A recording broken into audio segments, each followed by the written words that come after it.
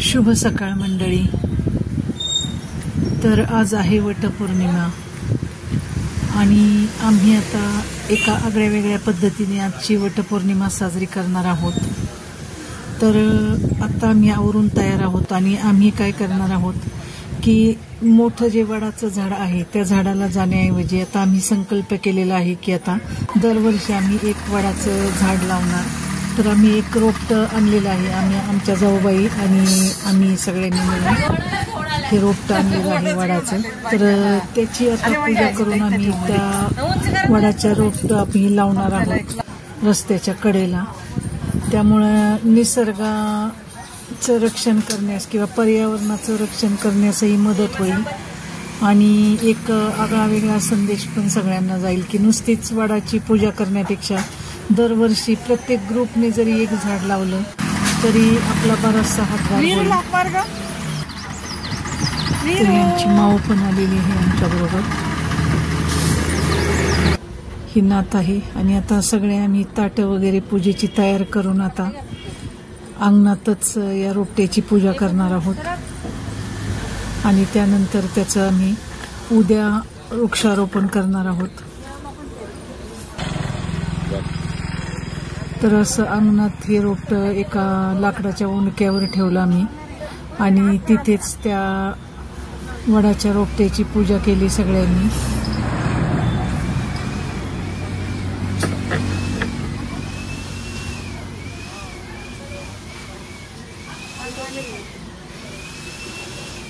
तर असं हे वडाच्या झाडाची पूजा चालू आहे आता सगळ्यांची।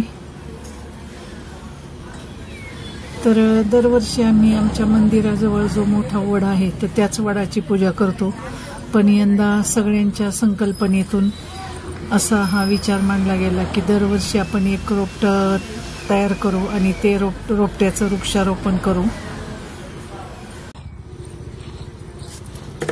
तर अशी ही आगळी वेगळी आम्ही वटपौर्णिमा साजरी करत आहोत। तर दरवर्षी काय होतं की सगळ्याच मिळून वडाच्या झाडाला जातो आम्ही आणि जे नेहमीचंच झाड आहे गेले 20-25 वर्ष आम्ही त्याच झाडाची पूजा करतोय। तर यंदा असा विचार केला की आपण दरवर्षी एक तरी नवीन वडाचं झाड लावूया रस्त्याच्या आजूबाजूला वगैरे। तर आता हे आज यंदापासून आम्ही ही सुरुवात केलेली आहे अशी।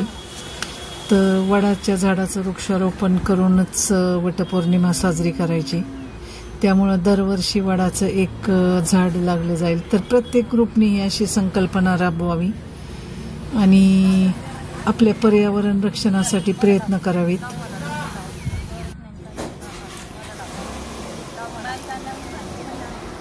आमची माऊ पण सगळं निरखून पाहते काय काय चालू आहे ते। तर त्यानंतर आम्ही थोडंसं फोटो सेशन केलं।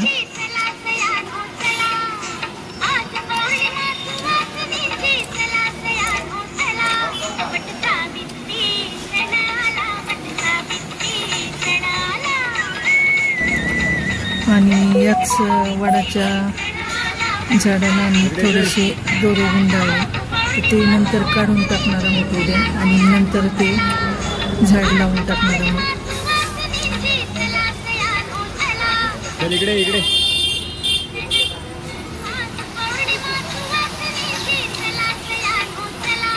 तर अशा प्रकारे आगळी वेगळी अशी वटपौर्णिमा आम्ही साजरी केली।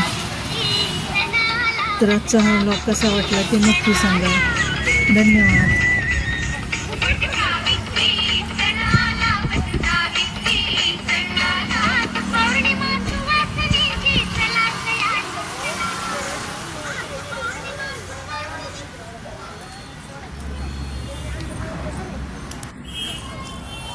तर अशा प्रकारे आम्ही ही वटपौर्णिमा साजरी केलेली आहे।